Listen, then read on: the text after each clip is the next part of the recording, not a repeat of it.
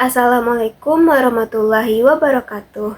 Izin Ibu Mira dan teman-teman semuanya, perkenalkan nama saya Asyifa Kaira dengan NIM 2510521044 dari kelas M1 Hukum Bisnis.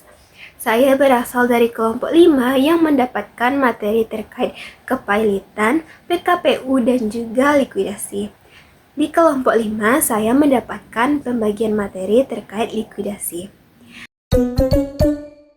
Pengertian dari likuidasi. Likuidasi adalah suatu tindakan untuk membubarkan, menghentikan, dan menutup semua kegiatan suatu perusahaan, serta membagikan, menjual aktiva atau aset perusahaan tersebut kepada kreditor dan juga kepada pemegang saham.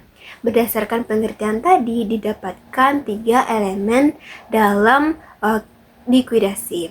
Yang pertama adalah penutupan atau penghentian, yang kedua adalah pemberesan aktiva dan juga asetnya, dan yang ketiga adalah pembubaran. Dalam perusahaan yang mengalami likuidasi, mereka akan mencantumkan atau memberikan embel-embel nama likuidasi di belakang nama perusahaannya. Contohnya PT Glowing Sekali adalah sebuah PT atau perusahaan skincare. Mereka sedang mengalami likuidasi. Karena mereka sedang mengalami likuidasi, mereka memberikan nama atau embel-embel likuidasi di belakang nama perusahaannya menjadi PT Glowing Sekali dalam kurung likuidasi.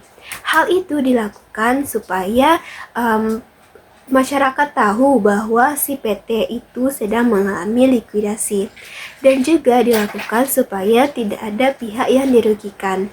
Contohnya, PT Simmering Splendid adalah suatu perusahaan pemasok atau supplier bahan-bahan skincare. Mereka sedang mencari perusahaan atau konsumen yang bisa mereka ajak kerjasama. Mereka menjadikan PT Glowing Sekali sebagai konsumennya. Tetapi mereka melihat bahwa PT Glowing Sekali itu memiliki embel-embel nama likuidasi di belakang nama PT mereka. Sehingga PT Simmering Splendid tahu bahwa si PT Glowing Sekali ini sedang mengalami likuidasi, dan mereka tidak jadi melakukan kerjasama dengan PT tadi karena PT tersebut akan mengalami pembubaran, sehingga PT Simmering Splendid tidak jadi mengalami kerugian atau tidak mengalami kerugian karena bekerja sama dengan PT yang akan melakukan likuidasi.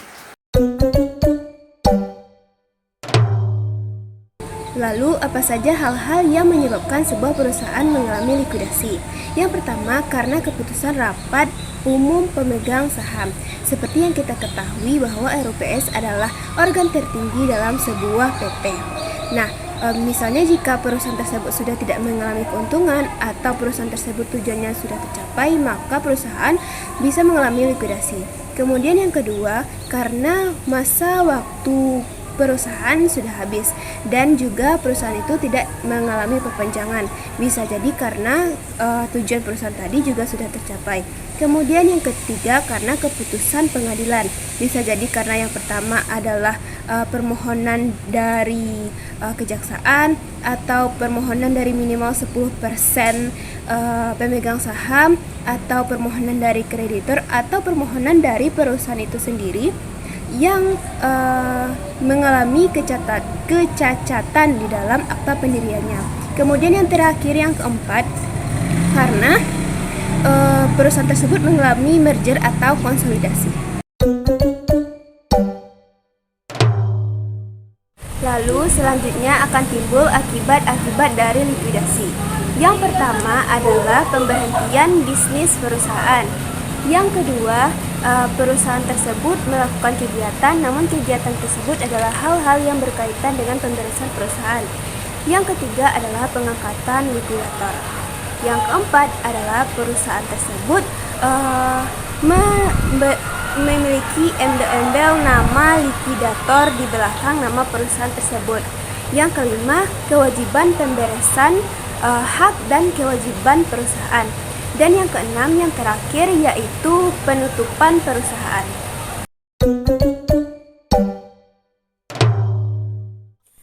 seperti yang sudah dijelaskan sebelumnya, bahwasanya akibat dari likuidasi itu akan diangkatnya seorang likuidator, yaitu orang yang bertanggung jawab atau yang berwenang menyelesaikan permasalahan-permasalahan yang berkaitan dengan likuidasi. Nah, likuidator itu bisa diangkat oleh yang pertama, RUPS, Rapat Umum Pemegang Saham, jika likuidasi itu ditetapkan oleh RUPS, Rapat Umum Pemegang Saham. Kemudian yang kedua adalah pengadilan, jika likuidasi tersebut ditetapkan oleh pengadilan. Kemudian siapa saja pihak-pihak yang bisa menjadi likuidator? Yang pertama, ada pihak yang berada di dalam perusahaan atau pihak internal seperti direksi, komisaris, bahkan manajer kalau diperlukan. Kemudian yang kedua, ada pihak eksternal, yaitu pihak yang berasal dari luar perusahaan seperti lawyer atau akuntan publik. Lawyer dan akuntan publik. Kemudian yang ketiga, itu gabungan atau kombinasi antara pihak luar eksternal dan pihak dalam internal. Kemudian, apa saja tugas-tugas dari seorang likuidator? Yang pertama, dia itu bertugas selayaknya seorang direksi. Lalu, dia itu akan melakukan pencatatan dan juga pengumpulan kekayaan dari perusahaan. Kemudian, dia akan menjualnya. Kemudian piutang dari perusahaan juga dikumpulkan oleh likuidator, dan apabila sudah terkumpul semua hasilnya, maka akan dibagi-bagikan kepada kreditor. Segitu dulu video penjelasan mengenai likuidasi dari saya, Asyifa Khaira. Terima kasih. Assalamualaikum warahmatullahi wabarakatuh.